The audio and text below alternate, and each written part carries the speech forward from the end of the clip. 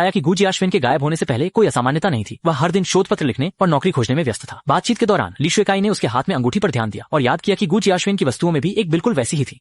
Zhao शियायू ने समझाया कि यह सिल्वर रिंग योजना का प्रतीक है। यह योजना शादी से पहले पवित्रता बनाए रखने की वकालत करती है और पहली बार को शादी की रात के लिए सुरक्षित रखती है। उनके पूरे हॉस्टल के लोग इस योजना में शामिल हुए।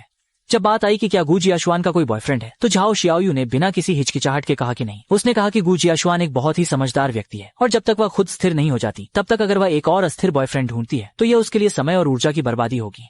ली शुएकाई ने सबूत की तस्वीरें उसे दिखाई। झाओ शियायू ने कहा कि उसने वह कपड़ा नहीं देखा है, लेकिन घटनास्थल पर मिली हार के बारे में उसे कुछ याद है। ये एक आदमी जिसका नाम ली लियांग है ने गु जियाशुआन को दिया था। इस व्यक्ति की बात करते हुए उसे एक अजीब बात याद आई। ली लियांग ने हाई स्कूल से ही गु जियाशुआन का पीछा करना शुरू कर दिया था। गु जियाशुआन को उससे कोई लगाव नहीं था, लेकिन वह हमेशा उसे इज्जत देती थी।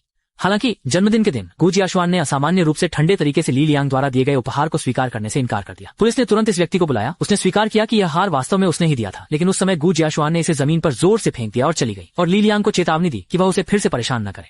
उस समय वह निराश महसूस कर रहा था। वह हार भी उसी के लिए खरीदी थी। ली लियांग को उस समय लगा कि भले ही प्रेम संबंध नहीं बन सका, लेकिन यह हार हमेशा के लिए रह सकती है।